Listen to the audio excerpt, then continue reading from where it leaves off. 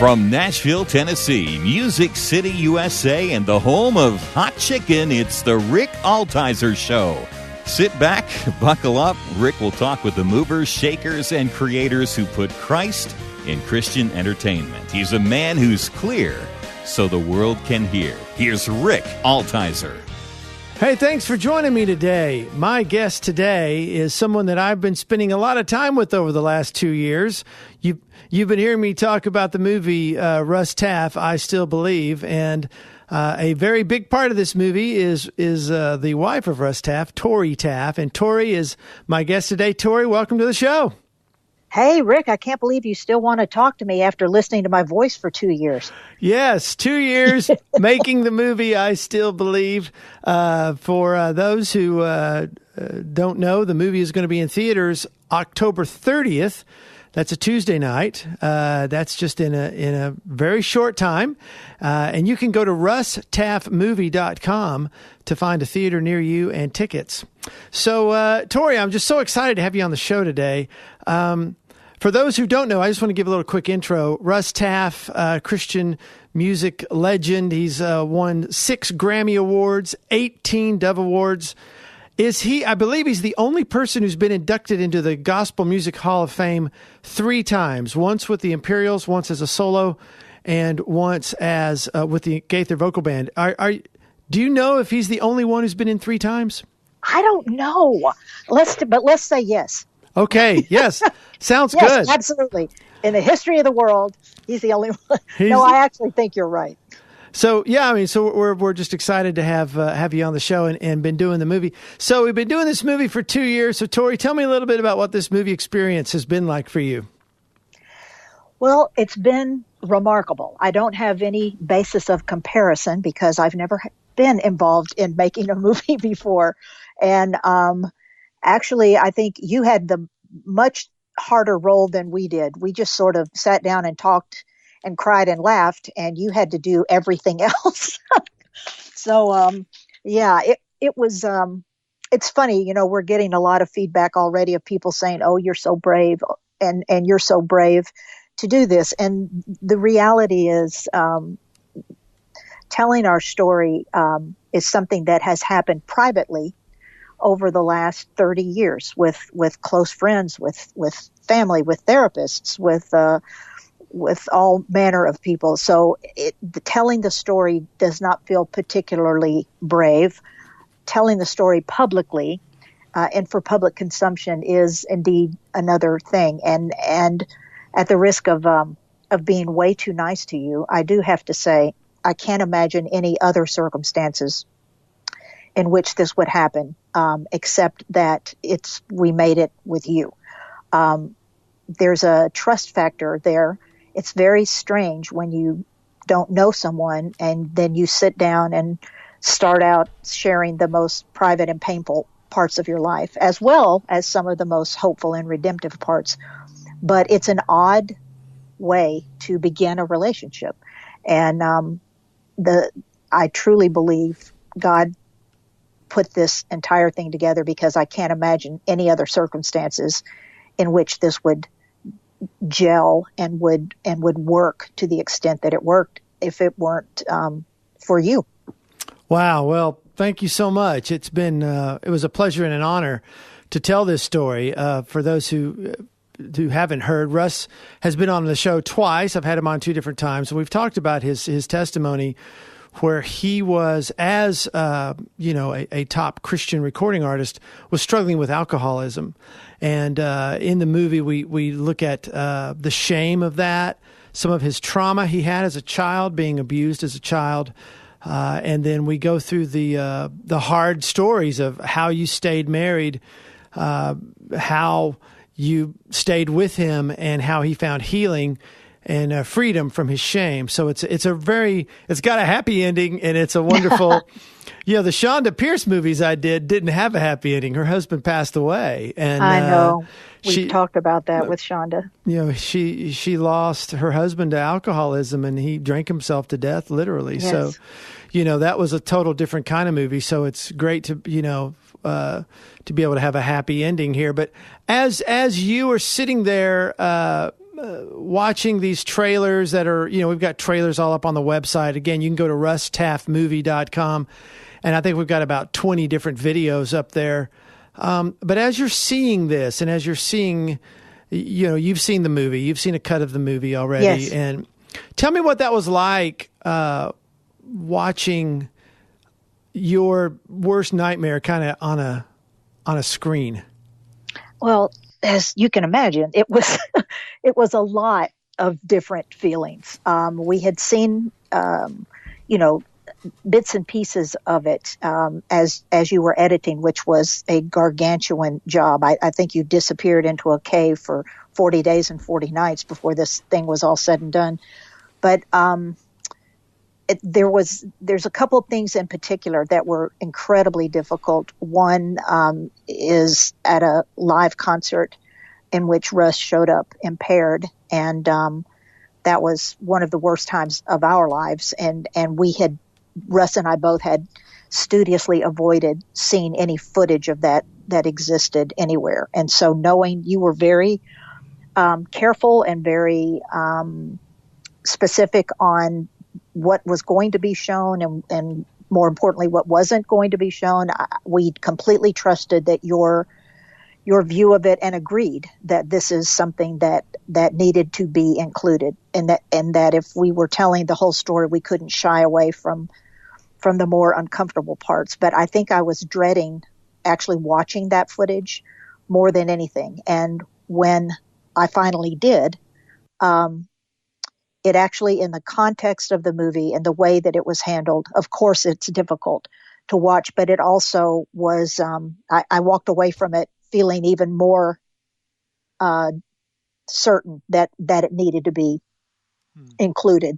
On the upside, there was a lot of hearing really nice, kind things about your husband and about other people's view of your husband and of our journey. When one of you is not in a coffin and people are standing up there doing it as a eulogy, it was incredibly humbling and unbelievably gratifying to hear friends that we've had for decades talk about Russ, and that part was amazing. And if for no other reason, I'm so glad that Russ got a chance to hear some of those things while he's still on the planet. And I just want to cut in some of those friends. I'll just name a few of them. I was going to drop a few names of who these people are, Tori is referring to, that are in this movie.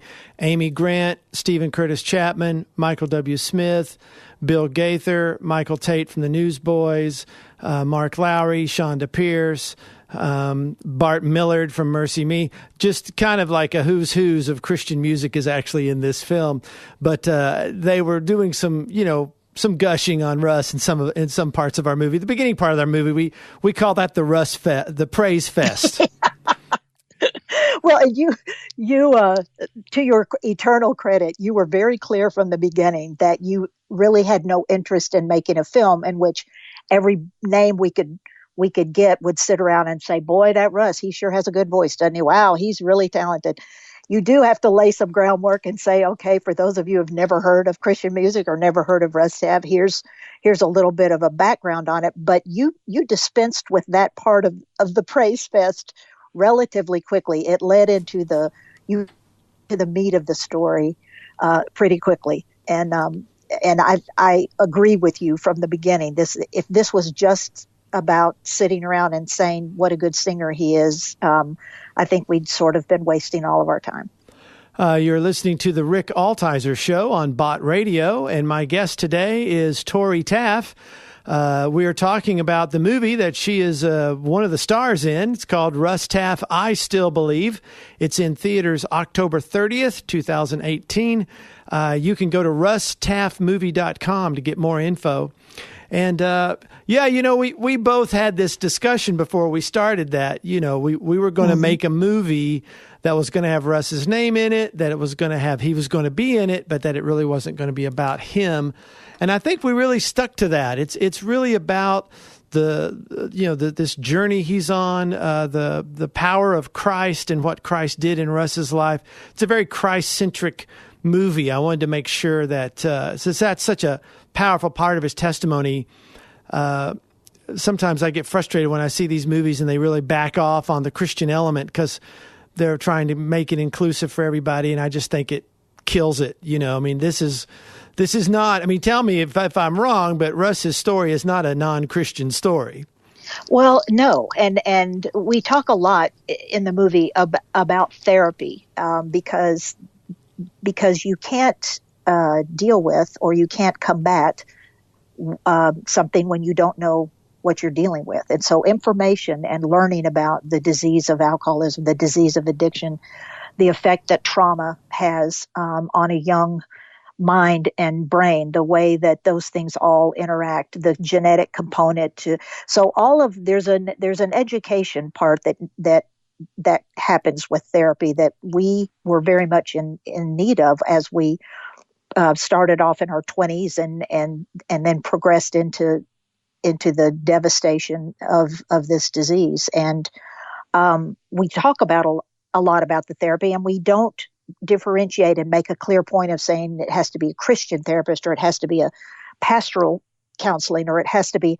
But it's funny because even the times that we approached people or we were in, Russ was in programs that were not necessarily a Christian treatment center or a Christian recovery center, the people in charge always figured out real quickly that the therapist and the people that would be needing to work most closely with him would have to be Christians or people that understood and followed the same belief system, because even people who weren't approaching this as a Christian issue figured out quickly that that's the only way you're going to get to Russ, and that's at the core of who he is.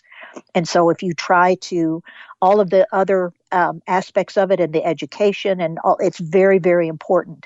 But at the core of who he is his spiritual man, and that any kind of therapy or any kind of counseling that ignored that part would have been useless.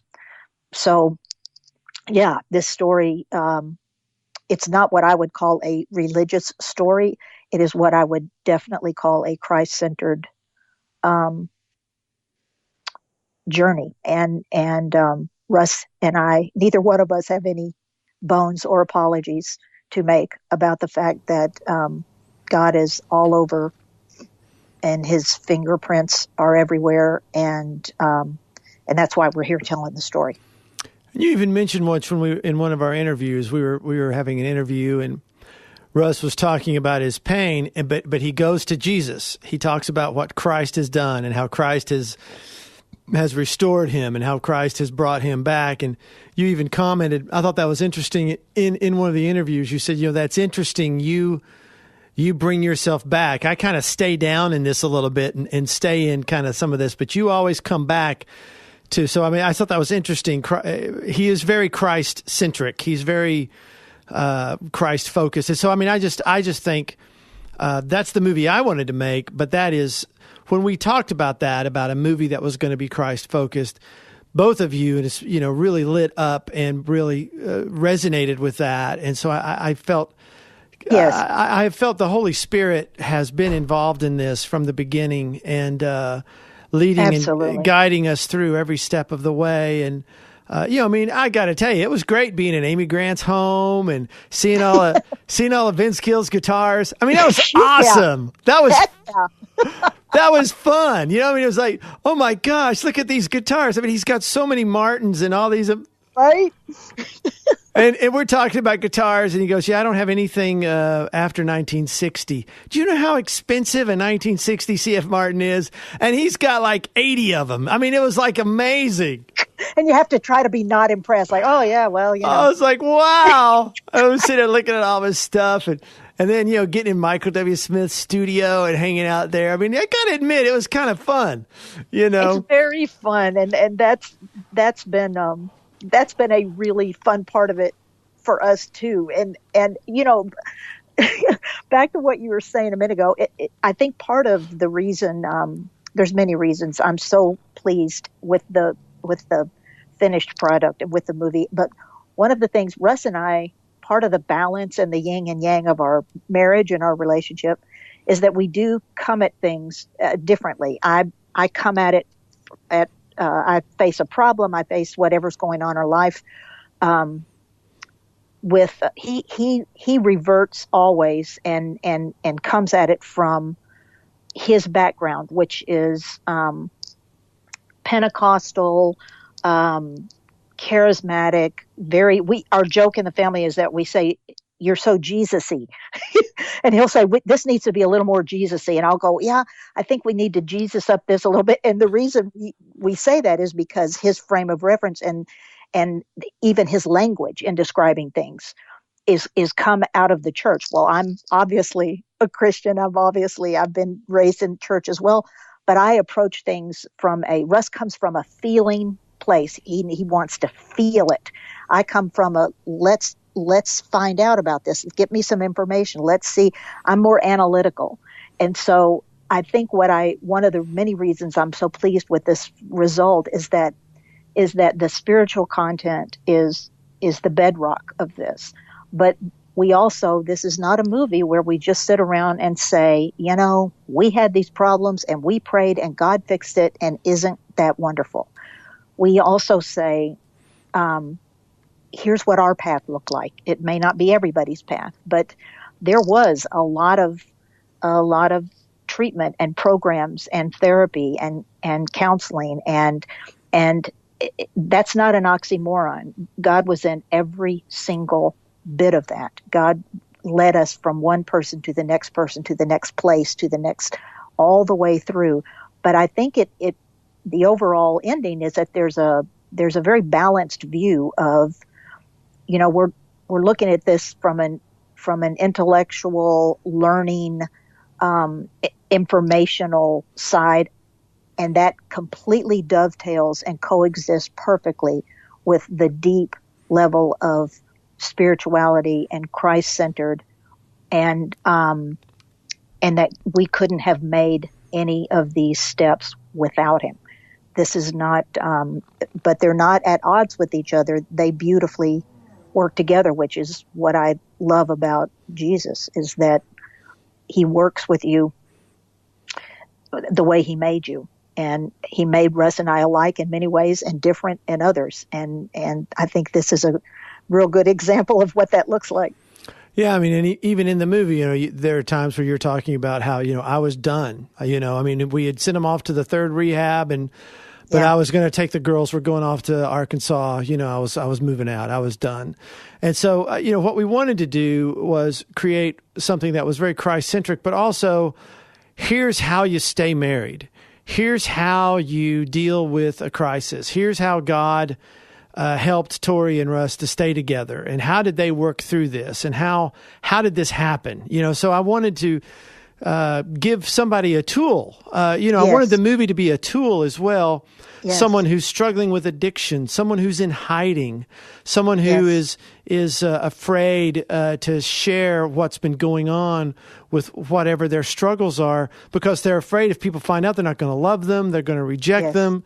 And to help people, to see, you can come out of hiding, you can be honest, you can, and there's healing and hope and redemption for you. And, tell me a little bit about, just from the trailer, you said you've been getting a lot of feedback of people who were kind of resonating with this message. Tell me a little bit about some of the feedback you're getting. Oh, that's been remarkable. From private Facebook messages to text messages to emails, there have been countless people who have contacted us. And it's so strange, Rick, because some of the time it's sort of like, oh, I love Russ and I saw him with the Imperials at so-and-so and I've always loved it. And then tucked in there will be something like, I'm kind of struggling with the same thing. Anyway, just wanted to tell you guys, so it'll go from that to somebody who just literally says, I'm dying here and I don't know how to stop. I don't know what to do. I've given up and won't even leave a name. It's been the gamut. And I think one of the things that's resonating so strongly with me is that these conversations happening in the church a lot. And I'm not indicting the church. I'm just saying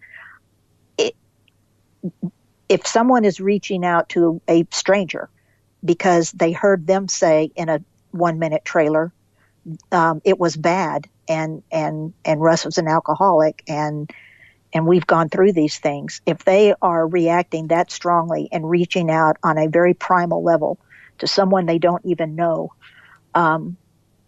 because they felt like they saw something that maybe we would be safe to say these things out loud to, it just makes me feel like these are conversations that need to happen, and they need to happen more often, and there needs to be safe places that they can happen.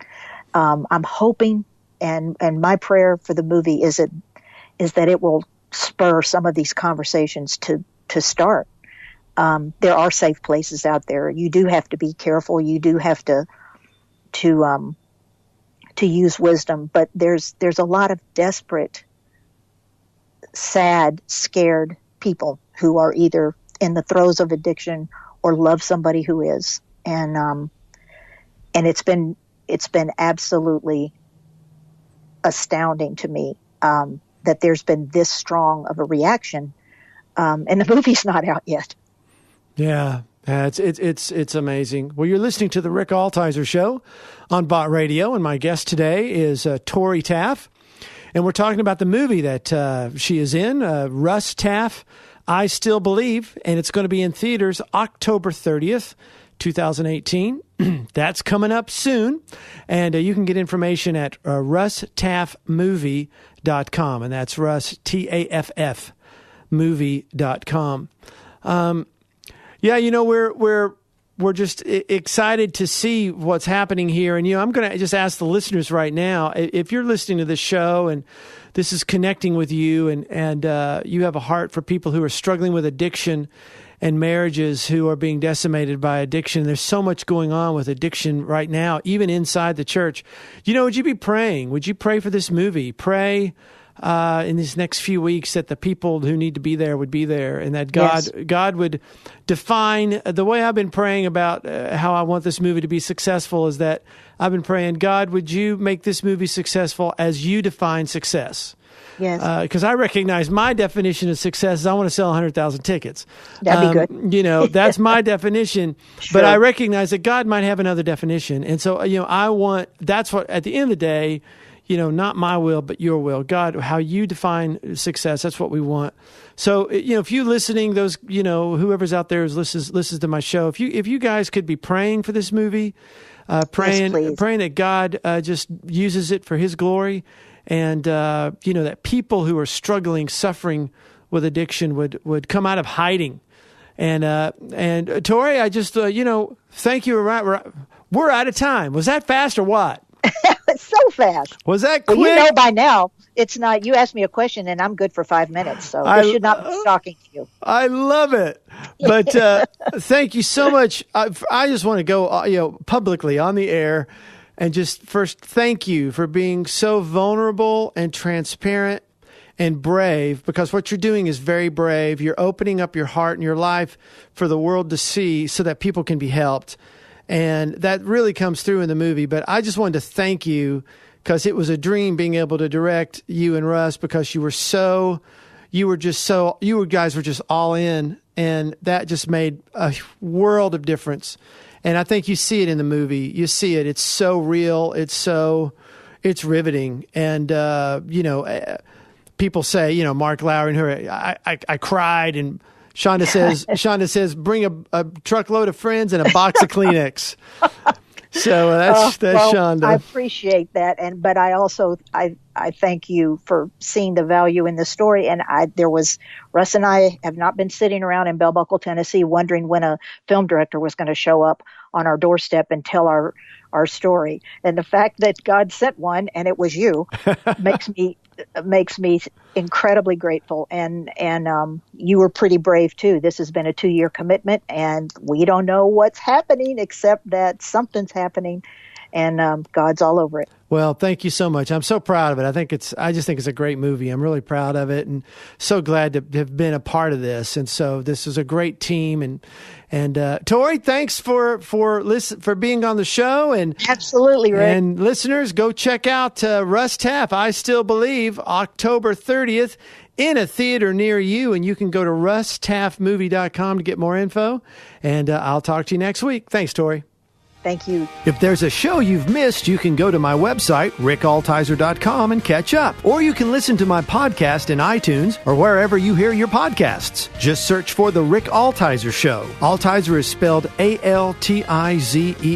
I want to thank you for listening. Hey, would you tell a friend about this show and share the love? Be sure to check us out again next week as we discuss how we communicate the gospel through media to our culture. Let's be clear so the world can hear. I'll talk to you next week. Thanks for listening.